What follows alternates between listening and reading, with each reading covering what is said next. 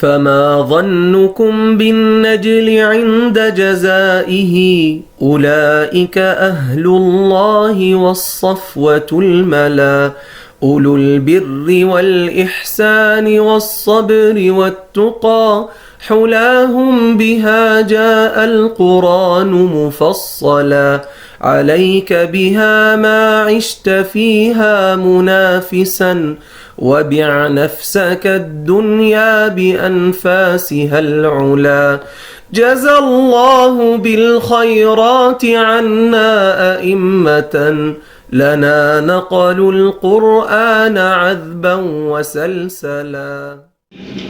That he was in the masjid and Sayyiduna Mus'ab bin Umayr came and he had his burda, his garment, and it had some batches in it.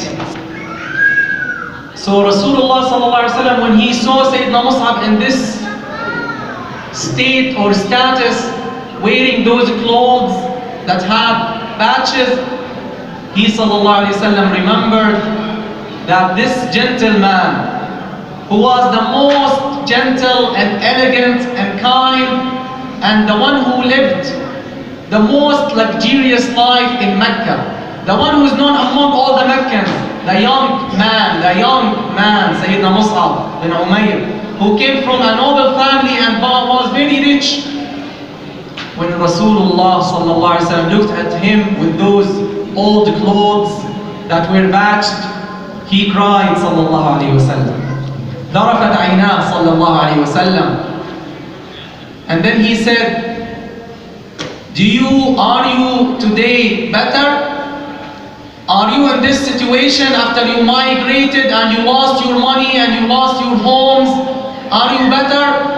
Or you will be better on a day when one of you in the morning will receive a pot full of bread and meat?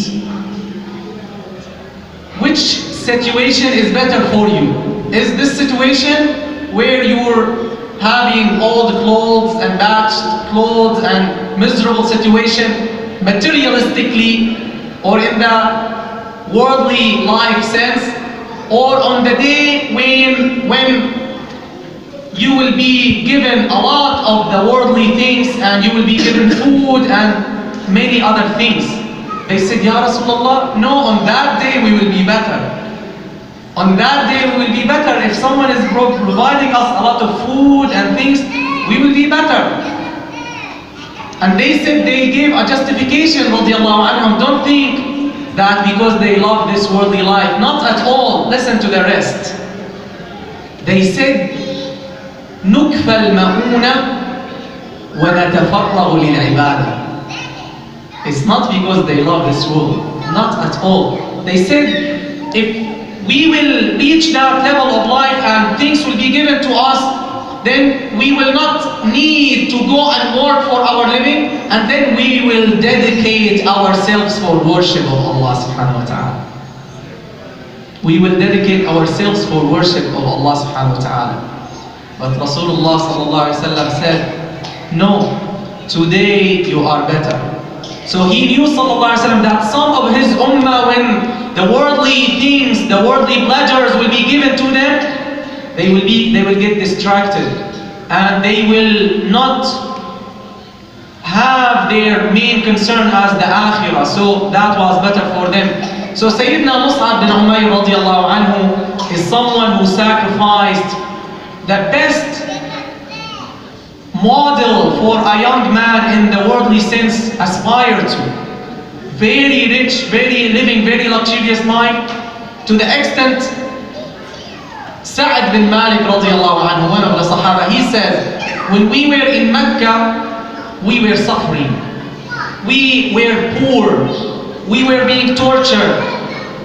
But Mus'ab was living a very nice, very gentle, very luxurious life. But when we migrated, we find a lot of poverty and difficulty. So we got used to it. But as for Mus'ab, he wasn't able to. Because all of his life he lived luxurious life. Then he moved to a very difficult life. Radiallahu anhu. He couldn't get used to it. And they said to the extent his skin became just like it goes away like the skin of the snake. And he said sometimes we will just carry him on our shoulders. That's Sayyidina Mus'ab radiallahu anhu. Even though his mother, she used to give him a lot of whatever he needs. And when she knew about the fact that he accepted Islam, she threatened him.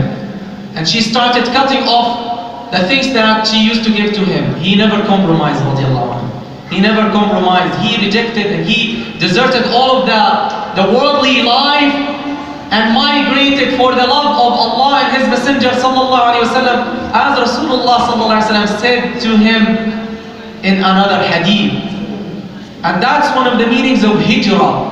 Hijrah is to desert something, to desert the dunya for the sake of the akhirah, to sacrifice for the sake of Allah subhanahu wa ta'ala. And this is the lesson. We will talk about Sayyidina Mus'ab inshallah more and try to see what are those qualities that made Rasulullah sallallahu alaihi wasallam choose him as the first da'i, the first ambassador, who did a great job radiallahu anhu. By the time Rasulullah sallallahu alaihi wasallam migrated, Sayyidina Mus'ab radiallahu anhu already with his group, they made Islam enter every house of Al-Madinah. Almost every house in Al-Madinah accepted Islam. So when Rasulullah sallallahu alaihi wasallam migrated, the people of Al-Madinah, they're young, they're old, they're men, they're women, they're children, they would go out to the outskirts of Al-Madinah looking forward for Rasulullah sallallahu alaihi wasallam to come to them, even though they did not see them with their own eyes. But they loved him sallallahu alaihi wasallam because of those successful da'is, successful ambassadors. And we all know when he came sallallahu alaihi wasallam and they welcomed him with tears and with nasheed, طلع البدر علينا من ثنيات الوداع وجب الشكر علينا ما دعا لله داع. The full moon has risen upon us. The full moon has risen upon us sallallahu alaihi wasallam. من ثنيات الوداع, from that place in Al-Madinah, وجب الشكر علينا. Gratitude is obligatory on us as long as there are someone or there are people who are calling to Islam. أيها المبعوث فينا. Look at their amazing words that our young ones sing until this day and inshallah until the last day. أيها المبعوث فينا جئت بالأمر المطاع جئت شرفت المدينة مرحبا يا خير داع. O you who has been sent among us, you have come with a command that will be responded to and that will be obeyed. We will obey you. جئت شرفت المدينة. You have honored the city. You have come and you have honored our city. مرحبا جئت شرفت المدينة مرحبا يا خير داع. Welcome. You are the best caller to Allah and to Islam sallallahu alaihi wasallam.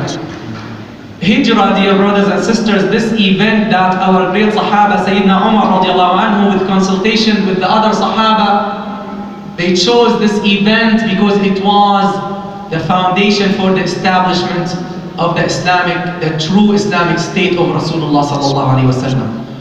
And some people came to Sayyidah Aisha, our mother radiallahu anha, as we read in Sahih al-Bukhari, and they told her and asked her about hijrah. So she said radiallahu anha, La hijrata al-yawm. Today there is no hijrah. Khalas, hijrah is gone because Mecca has been conquered. And now people are not oppressed as before because of their religion. So she said, Muslims, they used to run away to keep and protect their religion, fearing the trials and the fitna and the persecution. And now, and listen to her words radiallahu anhu, and my conclusion is very related to us. She said, وَالْيَوْمْ يَعْبُدُ رَبَّهُ حَيْثُ شَاءَ. Today a Muslim can worship his Lord anywhere. SubhanAllah, as if she's speaking about our time. This applies to our time more than their time. More than their time. Maybe in the Roman Empire you will not be able to show your Islam. Now almost everywhere in this planet you can practice your religion freely. Then she said, radiallahu anha, وَلَكِنْ جِهَادٌ وَنِيَّةٌ. There's no more hijrah from one place to another, because now you can practice your religion without fearing about it, but now you have to show struggle, jihad, strive to convey this message, which is al-jihad al-kabir, to strive against your own desires, to make yourself submit to Allah subhanahu wa ta'ala. Waniyya means good intentions. And this is what Rasulullah sallallahu alaihi wasallam taught her and taught us in the ahadith, when he said sallallahu alaihi wasallam in the hadith narrated by Imam Muslim, al-ibadatu fil harj kahijratin ilayya, that worshipping Allah subhanahu wa ta'ala in the times of hardship, in the times of killing, in the times of tribulations, equals a migration to me, he's saying sallallahu alayhi wa sallam. And he also gave us sallallahu alayhi wa sallam the meaning of hijrah that every Muslim can get and can apply. Of course, we know all of the Muslim scholars, they agree that if you are persecuted somewhere, then still you have to migrate so that you keep your religion, even if you needed to sacrifice some of the worldly things. That's the original meaning of hijrah. But if you are like in our situation, where alhamdulillah no one is persecuting you and you are able to worship Allah, and moreover you have maybe more chances than some Muslim countries to call others to Allah subhanahu wa ta'ala. I mentioned once in Syria, in some times of our life in Syria, if you hold a religious class in your house, yet the intelligence agency, they will call you. Here, alhamdulillah, you can go to the fairground and no one is going. You can go to the fairground and put a table and talk to people about Islam and give them books about Islam. Still, in this big community, unfortunately, many times the brothers in the da'wah booth, they cancel this activity because there are no enough people. What a shame. Wallahi, it's very shameful, dear brothers and sisters.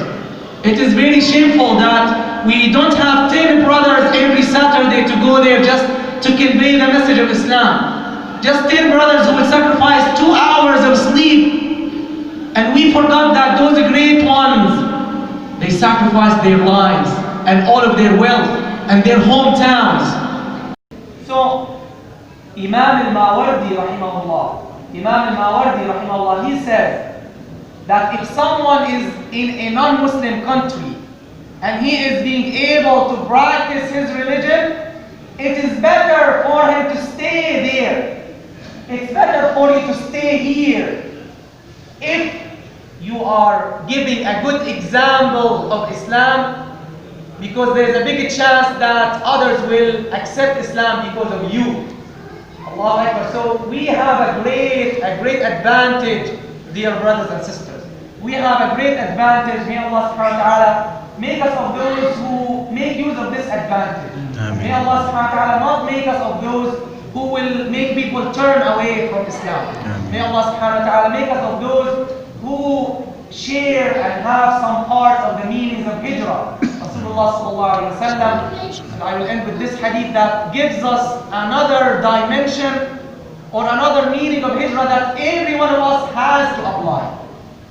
He said sallallahu alayhi wa sallam in a very nice hadith and very comprehensive hadith narrated by Imam Ahmad and others in Hajjat al-Wada, in the farewell pilgrimage, he sallallahu alayhi wa sallam, to the largest crowd of Muslims, in his time, sallallahu alayhi wa sallam, listen to his words, sallallahu alayhi wa sallam, and try inshallah to take these words as the action item for today and the main hadith for today. He said sallallahu alayhi wa sallam, "Ala ukhbirukum bil mu'min?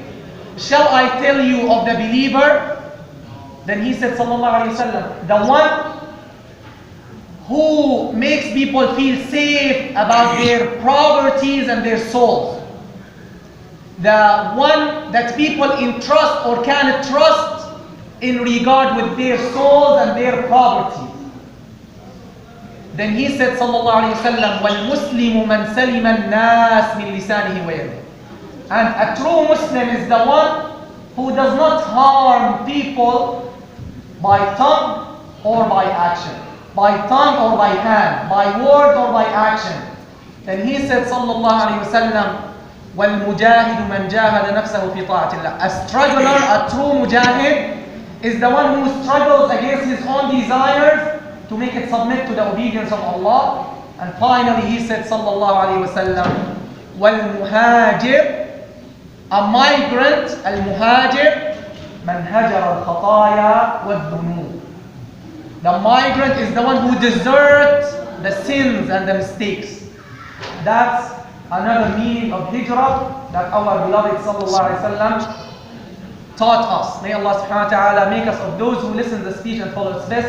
And may Allah subhanahu wa ta'ala give relief to all the brothers and sisters who are suffering everywhere. Wa sallallahu ala sayyidina Muhammadin wa bihamdihi.